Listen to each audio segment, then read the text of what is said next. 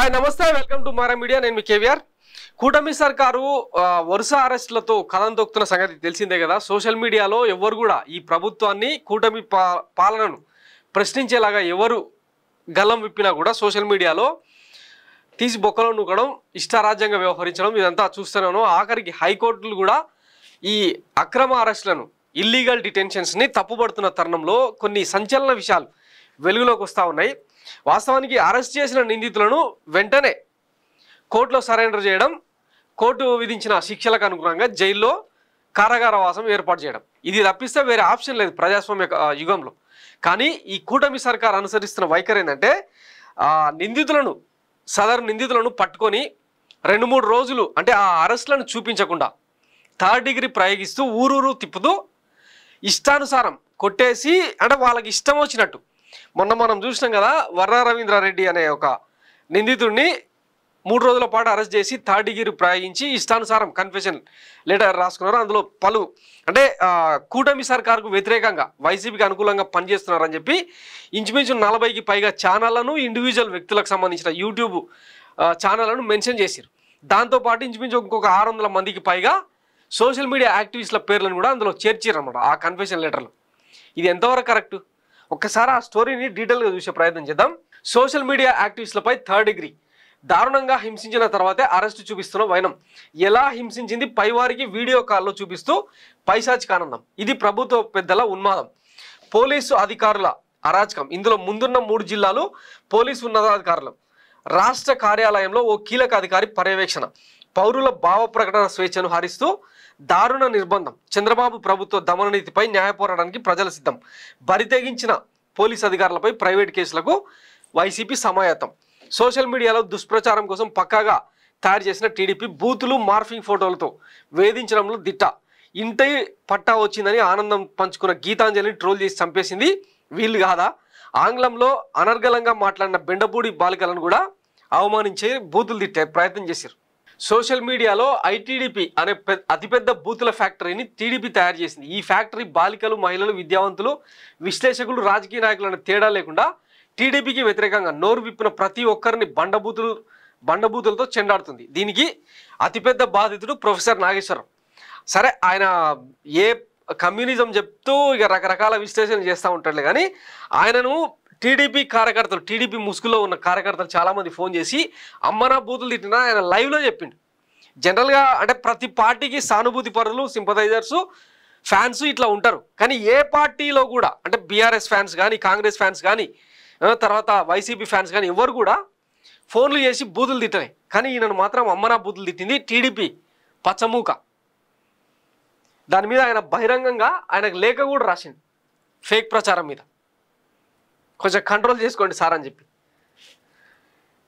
తెనాలికి చెందిన గీతాంజలి అనే గృహిణి తనకు జగనన్న కాలనీలో చూసాం కదా అది ఎంత పెద్ద సంచలనం అప్పట్లో తనకు ల్యాండ్ వచ్చింది అన్న సంతోషాన్ని కొన్ని యూట్యూబ్ ఛానళ్లలో ఇచ్చిన పాపానికి బయట ఇచ్చిన వాయిస్ ఇచ్చిన పాపానికి రకరకాలుగా వాట్సాప్లో అర్ధరాత్రి పూట ఆమెకు కాల్స్ చేసి బెదిరిస్తూ మానసికంగా కుంగదీసి ఆఖరికి ఆత్మహత్య చేసుకునేలాగా ప్రేరేపించింది ఈ పచ్చమూక మరి వాళ్ళకేం శిక్షలు వేస్తారు అసలు వాళ్ళు నిందితులు కాదు వీళ్ళ దృష్టిలో ఇంకా మీకు కొన్ని జీర్ణంగాని విషయాలు చూపిస్తా చూడండి 8వ తేదీ 11వ నెల వర్ర రవీంద్రరెడ్డిని ఒక టోల్గేట్ దగ్గర వాస్తవానికి తానే ఇక లొంగిపోయే ప్రయత్నం చేసి పోలీసులకు ఇన్ఫర్మేషన్ ఇస్తే వచ్చి క్యాచ్ చేసిరు అన్నది ఒక ఆర్గ్యుమెంట్ అనమాట 8వ తారీఖున వర్ర రవీంద్రరెడ్డి పోలీసుల అదుపులో ఉండిపోయిండు అనమాట చేరిపోయిండు ఇదిగో ఈ కారులో ప్రయాణిస్తుండగా పోలీసు వాళ్ళు ఆయనను వెంటాడి పట్టుకున్నారు ఇగో డేట్స్ ఉన్నాయి మధ్యాహ్నం 3 గంటల సమయంలో అదుపులోకి తీసుకున్నారు తర్వాత ఈ అరెస్టును చూపించింది ఎప్పుడు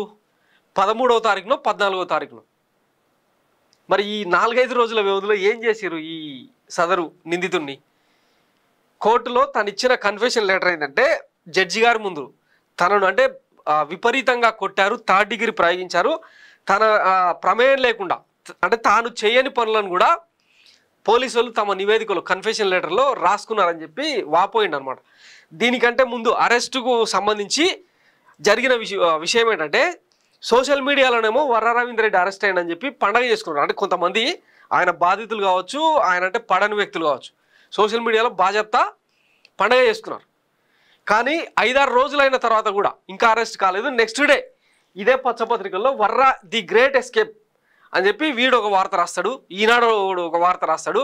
దానికి భారతిరెడ్డి జిల్లా ఎస్పీ స్థాయి అధికారికి ఫోన్లు చేసి ఏమంటారు ప్రభావితం చేసింది ఆమె కారణంగానే వర్రాను ఎస్కేప్ చేసిర్రని చెప్పి పోలీసుల మీద ఆఖరికి ఒక సిఐని తేజమూర్తి అనే ఒక సిఐని తర్వాత ఎస్పీని హర్షవర్ధన్ రాజు ఇద్దరిని సస్పెండ్ చేసిరు కదా. మరి ఈ అరెస్టు సంగతి ఏంది?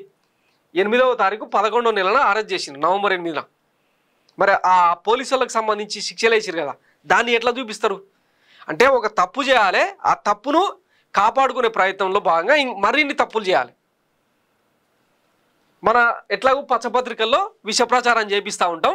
ఆ నిందితుడు ఎక్కడ పోయిందో తెలియదు. కోర్టులను కూడా డైవర్ట్ చేసేలాగా హెబియస్ కార్పస్ పిటిషన్లు వేస్తే వాటిని కూడా మ్యానిపులేట్ చేసేలాగా మన సోషల్ మీడియాలో పచ్చపత్రికలలో తప్పుడు కథనాలు రాస్తూ జనాన్ని మభ్యపెడుతూ ఉండాలి. వైసీపీ గగ్గోలు పెట్టినా, ఇతర పక్షాలు గగ్గోలు పెట్టినా, ఇంకా ఏది అంటే నిమ్మకు నీరెత్తినట్టు, చెవిటోడు ముందు శంఖముదినట్టు, ఇట్లా ఒక్క వర్ర రవీంద్ర రెడ్డి కాదు, చాలామందిని ఇదే ప్రయత్నం తీసుకెళ్ళాలి. అంటే సదరు అంటే ఏ జిల్లాలో ఏ నియోజకవర్గంలో అరెస్ట్ చేస్తారో ఆ సదరు జిల్లాలో నేత, కీలక నేత ఎవరైతే ఉంటారో వాళ్ళ ఇంటికి తీసుకెళ్ళాలి, లేదంటే వాళ్ళ గోడౌన్కి తీసుకెళ్ళాలి, అక్కడ బెదిరించాలి. కసినోళ్ళు మొత్తం వచ్చి ఇష్టానుసారం కొట్టిపోవాలి. తర్వాత 2 రోజులకో 3 రోజులకో తీసుకెళ్ళి కోర్టులో సరెండర్ చేయాలి. ఇది జరుగుతున్న తతంగం. దీని మీద మరి మానవ హక్కుల కమిషన్కు ఫిర్యాదు కూడా చేసిండ్రు. సుప్రీంకోర్టులో కేసులు ఫైల్ అవుతూ ఉన్నాయి. ఈ అత్యుత్సాహం ప్రదర్శించిన పోలీసుల మీద ప్రైవేట్ పిటిషన్లు ఫైల్ చేసిర్రు.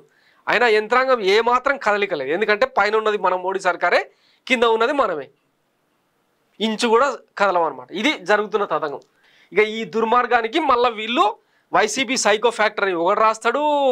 ఆమె షర్మిలనేమో సైతాన్ల అధ్యక్షుడు అని చెప్పి ఆమె మాట్లాడుతుంది. వాటిని పెద్ద పెద్ద అక్షరాలతో ఈ పచ్చపత్రికల్లో నింపేయడం మనం.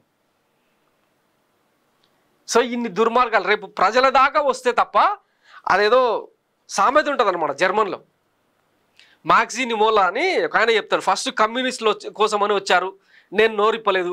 ఆ తర్వాత ప్రజాస్వామ్యవాదుల కోసం వచ్చారు, నేను నోరిప్పలేదు. ఆఖరికి నన్ను ఎత్తుకుపోవడానికి వచ్చారు, నా గురించి మాట్లాడడానికి ఎవరు లేరు అని. ఈరోజు మీరు అనుకోవచ్చు రాష్ట్ర ప్రజలుగా వైసీపీ కార్యకర్తలు మాత్రమే అరెస్ట్ చేస్తున్నారు కదా, మనకేం సంబంధం అని గమ్మునుంటే, రేపు ప్రతి ఒక్కరిని సోషల్ మీడియాలో మనం చూసినాం కదా, వాట్సాప్లో అంటే గ్రూపు సభ్యులు అడ్మిన్కి తీట పుట్టి ఎవడెవడో పరిచయం ఉన్న వాళ్ళందరినీ యాడ్ చేసుకుంటూ పోతారు. ఆ గ్రూప్లో ఏదైనా ప్రభుత్వానికి వ్యతిరేకమైన పోస్ట్ వస్తే దాన్ని చూసిన ప్రతి ఒక్కరు, ఫార్వర్డ్ చేసిన వాళ్ళు కాదు, మళ్ళీ చూసిన ప్రతి ఒక్కరికి కూడా నోటీసులు పంపించిన సందర్భాలు ఉన్నాయంట.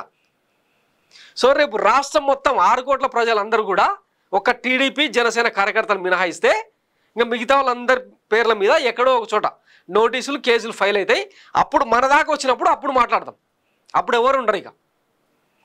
సో ఇప్పటికైనా మేల్కోకపోతే ఆంధ్రప్రదేశ్ ఇక ఈ అరాచక పాలనను అంతమొందించకపోతే, కనీసం గలమెత్తి ఇదెక్కడి న్యాయం అని చెప్పి గలమెత్తకపోతే, ప్రజా సంఘాలు కానీ ఉద్యమకారులు కానీ గలమెత్తకపోతే చాలా నియంతృత్వం, నిరంకుశ పోకడలు రాజ్యమేలే ప్రమాదం ఉంది. వైసీపీ వాళ్ళ కోసం నేను చెప్పట్లే, ఈరోజు కామన్ పీపుల్ కూడా అమ్మకు ఫుల్, నాన్నకు ఫుల్లు, అమ్మకు నిల్లు అని రాసిన దానికి, ఆ పోస్టును ప్రచారం చేసిన దానికి సిఐతో బండబూతులు, ఇవన్నీ చూడలేదా? నిజం కాదా? సో బాధితులం అయ్యేదాకా వెయిట్ చేసేదానికంటే పోనీ వీళ్ళు ఏమైనా సకదనం పాలన చేస్తున్నారా? వాళ్ళు ఇచ్చిన సూపర్ 6 హామీలను అమలు చేస్తున్నారా? అసెంబ్లీ సాక్షిగా అబద్ధాలు చెప్తా ఉన్నారు కదా, ఇవన్నీ ప్రజల దృష్టికి వస్తలేవా? సో ఇక ఇప్పటికైనా మేల్కోకపోతే కష్టమవుతుంది. నేనేం రెచ్చగొట్ట ప్రకటనలు చేయట్లేదు. అట్లీస్ట్ భావ ప్రకటన స్వేచ్ఛ కోసమైనా పోరాడకపోతే, మానవ హక్కుల కోసమైనా స్పందించకపోతే కష్టమవుతుంది. ఆలోచించుకోండి. థ్యాంక్స్ ఫర్ వాచింగ్ మరో మీడియా. నేను మీ కేవీఆర్. Thank you.